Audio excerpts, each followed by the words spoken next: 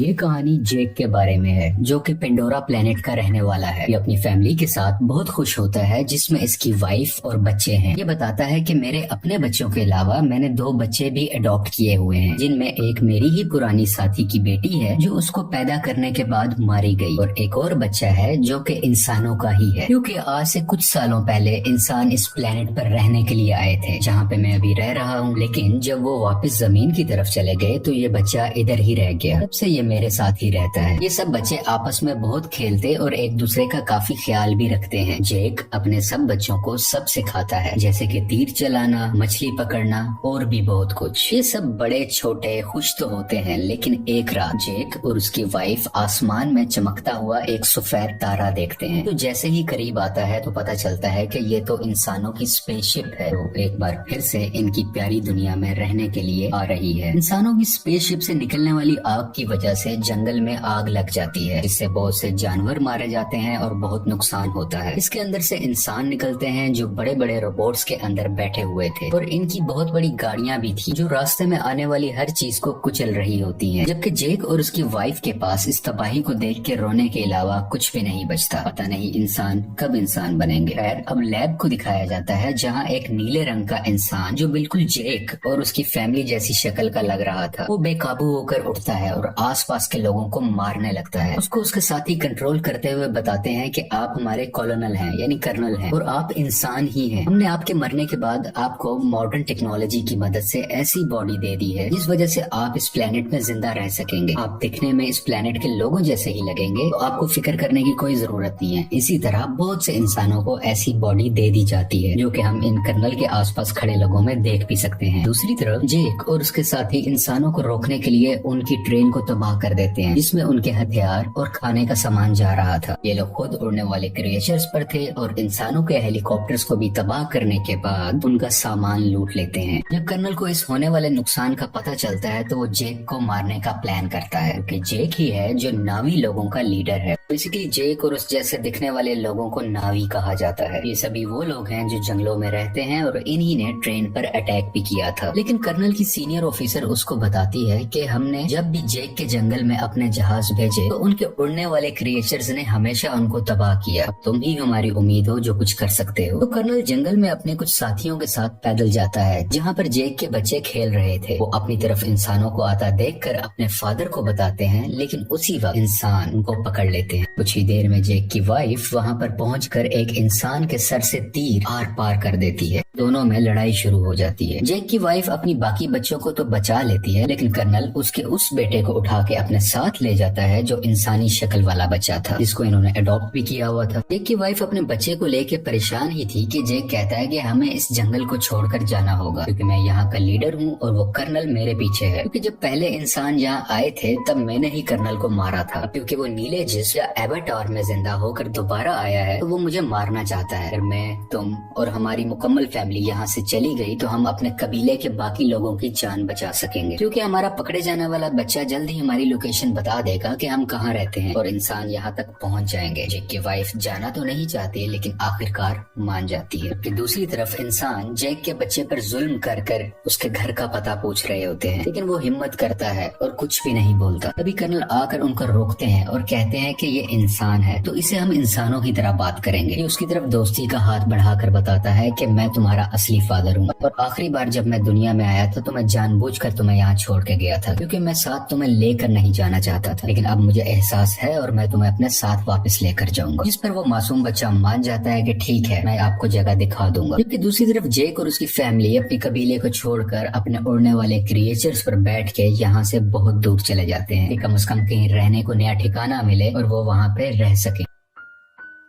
ये लोग पानी के पास रहने वाले नाविस के पास पहुंचते हैं। यहाँ पर रहने वाले लोग हैं तो इसी प्लेनेट के, लेकिन दिखने में सब्ज रंग के होते हैं। ये पानी वाले नावी शुरू में इनका मजाक बनाते हैं, जैसे कि वो कहते हैं कि इनकी दुम पतली है, इनके बाजू पतले हैं और भी बहुत कुछ। तभी पानी वाले लोगों का लीडर आता है और कहता है कि तुम जंगल के रहने वाले हो, तुम्हारी यहाँ पानी के पास कोई जरूरत नहीं है, तुम्हें कुछ नहीं आता कि पानी में कैसे सरवाइव करना है। लेकिन जेक जवाब में कहता है कि हम बहुत जल्द ही सब कुछ सीख जाएंगे और मेरी फैमिली के लिए मुझे आप लोग लोगों की जरूरत है ताकि वो यहाँ पर सही सलामत जिंदा रह सके। ये देख के पानी का नावी लीडर मान जाता है और उनको रहने की इजाजत भी दे देता है। अगले दिन जेक के बच्चों को वहाँ के रहने वाले बच्चे घुमा रहे होते हैं, जबकि जेक का बेटा अपने बालों वाली चुटिया वहाँ के एक क्रिएचर से जोड़ता है तो वो बहुत तेजी से पानी के अंदर तैरता है, जिस वजह से गिर जाता है और वहाँ के सब लोग हंसने लगते हैं। अगले दिन वहाँ के कुछ बच्चे जेक की बेटी को पागल कह रहे होते हैं। इसके अलावा उससे बदतमीजी भी करते हैं, उसको काफी तंग कर रहे होते हैं। तभी वहाँ जेक के बाकी बच्चे भी आ जाते हैं और उस तंग करने वाले बच्चे को मारने लगते हैं। तुमने हमारी बहन को ऐसा क्यों कहा? जब जेक को ये सब पता चलता है तो वो अपने ही बेटे को डांटने लगता है कि तुमने उसे क्यों मारा, वो यहाँ के लीडर का बेटा है, जाओ तुम उससे माफी मांगो। वो जब जाकर माफी मांगता है तो लीडर का बेटा अभी भी गुस्से में था और वो उसको धोखा देना चाहता था, बदला लेना चाहता था। कहता है कि चलो तुम्हें एक अच्छी जगह पर लेके जाता हूँ। वो उसे गहरे पानी में ले जाता है जहाँ पर एक खतरनाक मॉन्स्टर रहता था। वो उसको वहाँ पर जाकर अकेला छोड़ देता है और खुद वहाँ से वापस आ जाता है। कुछ ही देर में पानी के अंदर से तेज मॉन्स्टर आकर उस पर अटैक कर देता है, जिस वजह से वो डूबने लगता है और लगातार मॉन्स्टर उस पर अटैक कर कर उसको खाने की कोशिश कर रहा होता है। दोनों आमने सामने होते हैं। तभी वहाँ सबसे बड़ा मॉन्स्टर आ जाता है जो छोटे मॉन्स्टर को अपने मुंह में डाल के पत्थर पर जोर का मारता है और उसको वहीं मार डालता है। इतनी ही देर में जेक का बेटा पानी में मजीद सांस नहीं ले पाता और डूब जाता है। जैसे ही उसकी आंख खुलती है तो वो देखता है कि सबसे बड़े पानी के मॉन्स्टर ने उसकी जान बचाई है और वो उसके ऊपर लेटा हुआ है। ये लड़का देखता है कि वो मॉन्स्टर बेचारा काफी जख्मी भी है, तो ये उसके जिस्म से कुछ लगे हुए हथियार निकाल कर उसको सुकून देता है, जिससे इन दोनों की दोस्ती हो जाती है और वो मॉन्स्टर इस लड़के को उसके घर वालों के पास छोड़ के आता है। जब सब्ज कबीले वाले नावी लीडर को ये पता चलता है कि उसके अपने बेटे ने ही जानबूझ के हमारे मेहमान को मॉन्स्टर के पास मरने के लिए छोड़ा, तो वो उसको सजा देने लगता है। लेकिन जेक का बेटा कहता है कि आपके बेटे की कोई गलती नहीं है, ये मेरा आइडिया था गहरे पानी में जाने का, मैंने ही कहा था कि हम वहाँ चलते हैं। इसे देख के लीडर के बेटे को शर्मिंदगी होती है कि इसने मुझे बचा लिया, कि मैंने गलत किया था, मैं तो उसको मारना चाहता था। इसी चीज को देखते हुए वो अब दिल से इनका अच्छा दोस्त बन जाता है। जेक का वही बेटा सबको बताता है कि बड़े मॉन्स्टर ने मेरी जान बचाई, और सब दोस्त उसका मजाक बनाने लगते हैं और कोई भी उसका यकीन नहीं करता। अगले दिन ये दोबारा उसी बड़े मॉन्स्टर के पास जाता है और जाके बहुत ज्यादा एंजॉय करता है। वो दोनों आपस में बहुत खेलते हैं, जबकि कर्नल जेक की तलाश में अब तक फिर रहा था। तभी उसको इन्फॉर्मेशन मिलती है कि जेक अपनी फैमिली के साथ कहाँ कहाँ जा सकता है, लेकिन अभी भी एग्जैक्ट इन्फॉर्मेशन नहीं थी, इसलिए मजीद ढूंढना पड़ रहा था। कर्नल ने वहाँ के उड़ने वाले कुछ क्रिएचर्स पर अपना कंट्रोल भी कर लिया था, जैसे कि वहाँ के रहने वाले लोकल नावी लोग उन क्रिएचर्स को इस्तेमाल किया करते थे। तब इंसान जेक को ढूंढने के लिए निकल पड़ते हैं और एक जजीरे यानी आइलैंड पर पहुंचते हैं, जहाँ के लोग कहते हैं कि हमने कभी नहीं देखा जिसकी तस्वीर तुम हमें दिखा रहे हो। कर्नल को इन सब की बातें झूठ लग रही होती हैं, तो वो इन लोगों के एक क्रिएचर को मरवा डालता है। कर्नल का बेटा उसे समझाता है कि ये लोग कुछ नहीं जानते, ये सिर्फ मछलियाँ पकड़ते हैं, इन्हें छोड़ दो, ये कुछ नहीं जानते। तो कर्नल भी अपने बच्चे की बात मान लेता है, लेकिन जालिम इंसान फिर भी जाते हुए वहाँ आग लगवा कर उनके रहने की जगह को जलवा देता है। इस तरह और भी जगहों पर जाकर बहुत से मासूम नावी लोगों को मारने लगता है। सबसे बहुत कुछ पूछता है, लेकिन इस वक्त तक उसको जेक का पता नहीं चलता कि वो कहाँ पर गया।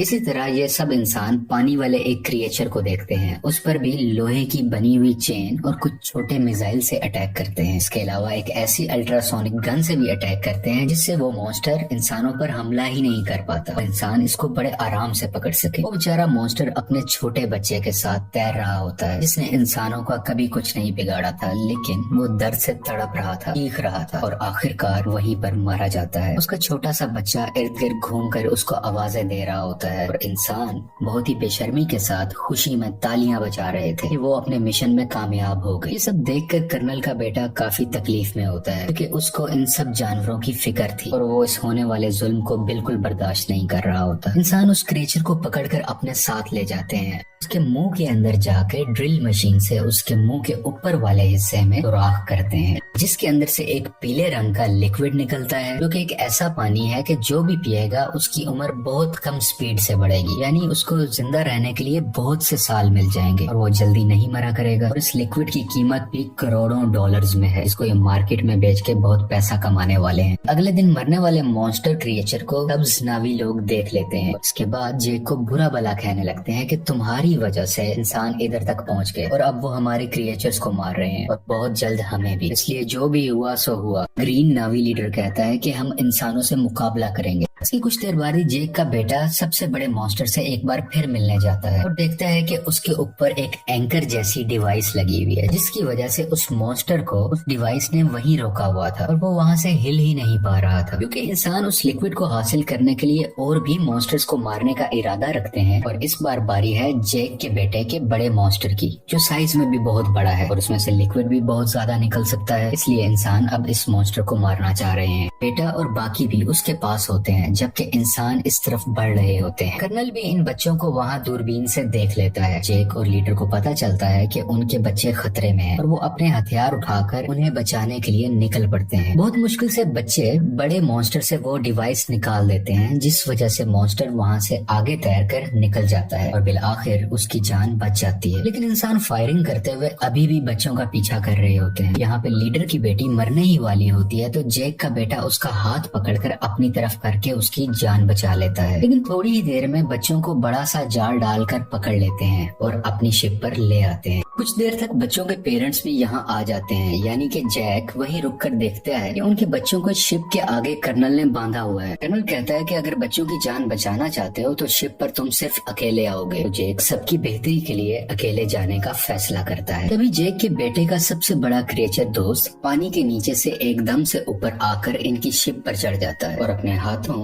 और दुम से वहाँ खड़े इंसानों को मारने लगता है और हर चीज तबाह कर रहा होता है। ये देख के जेक और लीडर के लोगों को भी मौका मिल जाता है कि वो इंसानों पर हमला कर दें और वो सब लोग शिप की तरफ बढ़ने लगते हैं। इंसानों और इन सब नावी लोगों के दरमियान काफी लड़ाई हो रही होती है। बहुत से इंसान भी मारे जाते हैं और कुछ नावी लोग भी। और वो पानी वाला क्रिएचर इंसानों की एक छोटी शिप के ऊपर से छलांग लगाकर उसको लोहे की रस्सी से इनको दबाकर मार देता है। जेक भी इंसानों का मुकाबला करते हुए बच्चों के पास आके उनको वहाँ से छुड़वा लेता है। कुछ बच्चे अपने अडॉप्टेड इंसानी भाई को भी ढूंढ लेते हैं और वहाँ से भागकर अपनी जान बचाते हैं। लेकिन उसी दौरान जेक का एक बेटा मारा जाता है और उसकी माँ ये सब देखकर अपने दिल पर काबू नहीं रख पाती और चिल्ला चिल्ला कर रोने लगती है। जेक के दो बच्चे फिर से कर्नल ने पकड़ लिए होते हैं और वो लोग इंतजार कर रहे होते हैं कि जेक इनको बचाने आएगा और इसी मौके को देखते हुए हम उसे मार डालेंगे। जेक वहाँ बड़ी खामोशी से आकर धमाका करता है, जिससे हर तरफ आग ही आग हो जाती है। बहुत से इंसान भी मारे जाते हैं। उसकी वाइफ भी बहुत से इंसानों को अपने तीर से हमेशा के लिए खत्म कर देती है और एक इंसान को गुस्से वाली आंखें दिखाते हुए मार डालती है, क्योंकि अभी अभी उसने अपना बेटा खोया था। उसकी आंखों में दर्द था। मौका देखते हुए कर्नल जेक की बेटी की गर्दन पर चाकू रख के उन सबको हथियार डालने का कहता है। लेकिन उसी दौरान जेक की वाइफ वहां आकर कर्नल के ही बेटे की गर्दन पर चाकू रख देती है, जिसको देखते हुए कर्नल को उसकी बेटी को छोड़ना पड़ जाता है। अब फाइनली कर्नल और जेक की आपस में हैंड टू हैंड लड़ाई होती है। इसमें बहुत मुश्किलों के बाद जेक कर्नल का गला अपने हाथों में दबाकर उसे मार देता है और आखिरकार ये जालिम कर्नल पानी में डूबने लगता है। लेकिन कर्नल का बेटा उसे डूबने से बचाकर पानी के ऊपर ले आता है, क्योंकि कर्नल ने उसकी जान जो बचाई थी जब जेक की वाइफ ने उस पर चाकू रखा हुआ था। जब कर्नल कहता है कि बेटा मेरे साथ आओ, तो वो उस पर गुस्सा कर अपनी फैमिली के पास चला जाता है, यानी कि जेक के पास। और इसको देखकर जेक की फैमिली भी बहुत खुश होती है और उसको पहले की तरह ही प्यार करती है। आखिर में जेक अपने मरने वाले बेटे को पानी के अंदर दफना देता है और उस वक्त उसको सब पुराना याद आ रहा था कि मेरा बेटा जो आज मरा है उसको मैंने कैसे अपने हाथों में उठाया था जब वो पैदा हुआ था, और आज अपने ही हाथों से दफन भी कर रहा हूँ। और इस फिल्म की कहानी यहीं पर खत्म हो जाती है।